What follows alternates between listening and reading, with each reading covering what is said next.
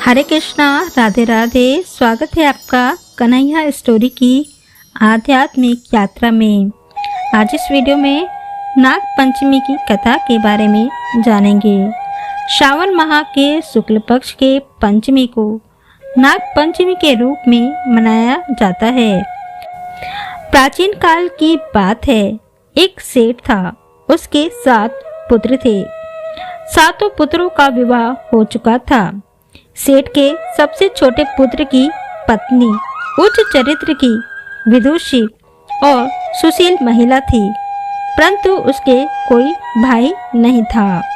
एक दिन सेठ की बड़ी बहू ने घर लीपने के लिए पीली मिट्टी लाने के लिए सभी बहुओं को अपने साथ चलने को कहा, तो सभी बहुएं डलिया और खुरपी लेकर मिट्टी खोदने के लिए चल पड़ी। जब वह मिट्टी खोद रही थी, तभी वहां एक सर्प निकला, जिसे बड़ी बहू खुरपी से मारने लगी।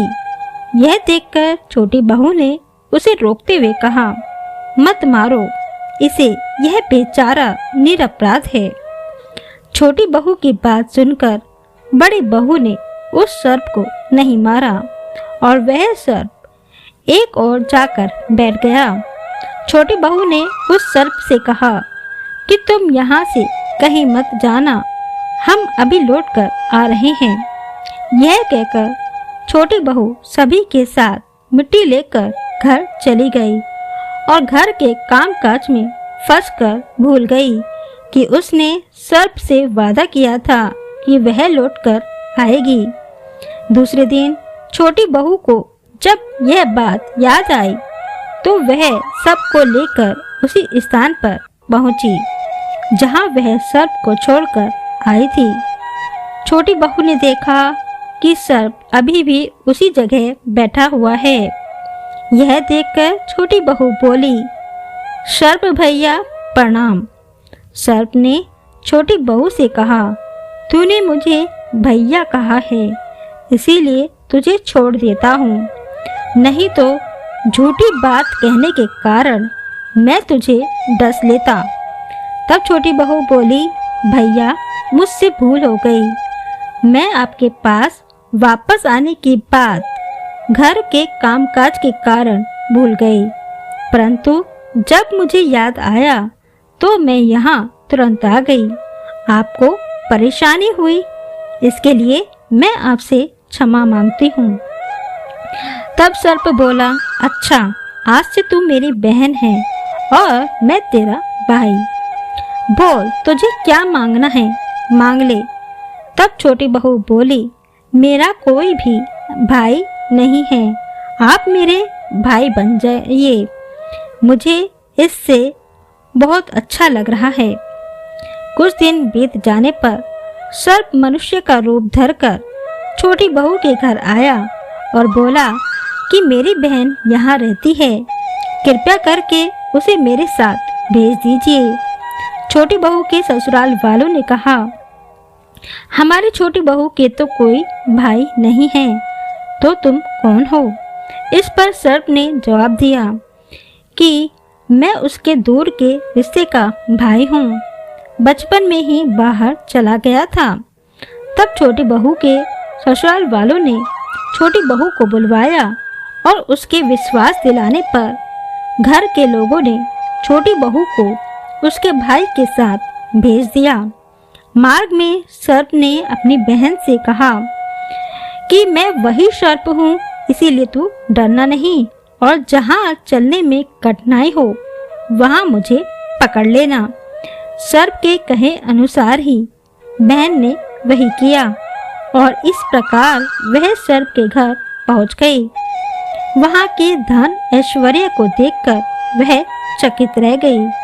एक दिन सर्प की माँ ने सर्प की बहन से कहा, मैं एक काम से बाहर जा रही हूँ, तू अपने भाई को दूध ठंडा करके पिला देना। बहन को यह बात ध्यान न रही और उसने अपने भाई को गर्म दूध ही पिला दिया, जिस कारण सर्प का मुंह बुरी तरह जल गया। यह देखकर सर्प की माँ बहुत क्रोधित हुई परंतु सर्प के समझाने बुझाने पर वह शांत हो गई।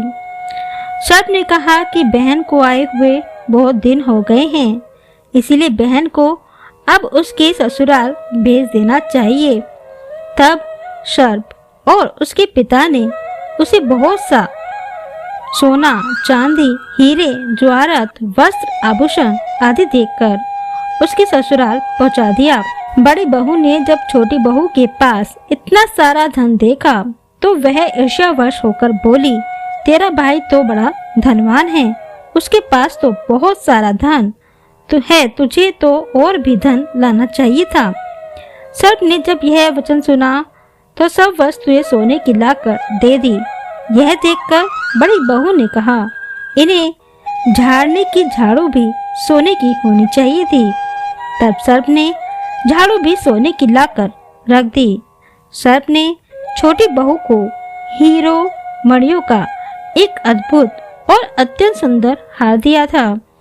छोटी बहू के इस हार की प्रशंसा उस देश की रानी ने भी सुनी और वह राजा से बोली कि सेठ की छोटी बहू के पास अत्यंत सुंदर हीरो मणियों का हार है, उसका हार यहाँ आना चाहिए। राजा ने मंत्री को हुक्म दिया कि सेठ के घर से हार लाकर शीघ्र ही दरबार में उपस्थित हो। मंत्री ने सेठ जी से जाकर कहा कि हमारी महारानी ने छोटी बहू का हार मंगवाया है, वह उस हार को पहनेगी, इसीलिए आप वह हार मुझे लाकर दे दीजिए। सेठ ने डर के कारण अपनी छोटी बहू का हार मंत्री को दे दिया। छोटी बहू को यह बात बहुत बुरी लगी। उसने अपने सर्प भाई को याद किया और सर्प के आने पर उसने कहा, भैया, रानी ने मेरा हार छीनकर मंगवा लिया है, कृपया करके तुम कुछ ऐसा करो कि जब रानी वह हार अपने गले में डाले तो वह सर्प बन जाए और वह हार मुझे लौटा दे, तब हार हीरो और मणियों का हो जाए। सर्प ने ठीक वैसा ही किया। जैसे ही रानी ने हार पहना वैसे ही वह सर्प बन गया और रानी डरकर चीखने चिल्लाने लगी और रोने लगी। यह देखकर राजा ने तुरंत अपने सैनिकों को सेठ के पास भेजा और कहा कि सेठ अपनी छोटी बहू को लेकर तुरंत हाजिर हो।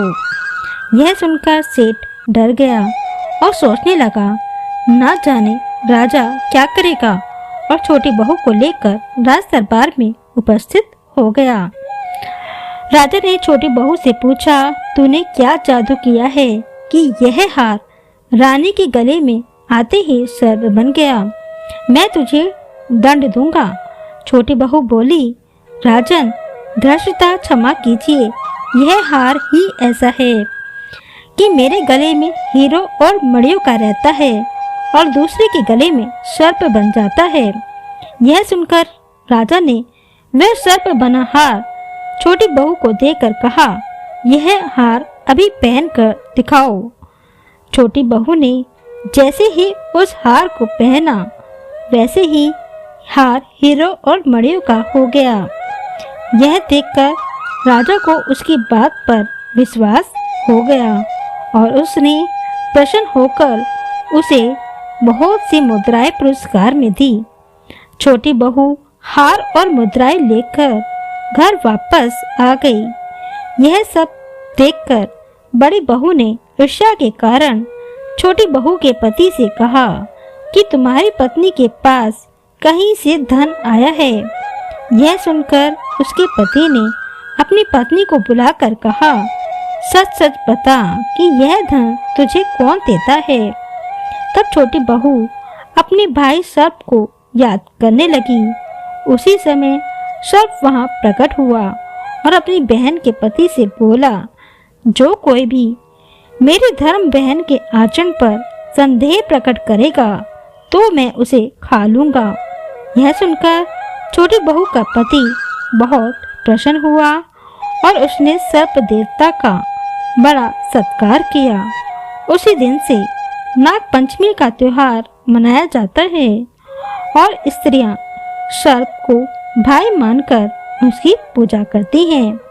तो ये थी नाग पंचमी की कथा और आप सभी को नाग पंचमी की हार्दिक शुभकामनाएं।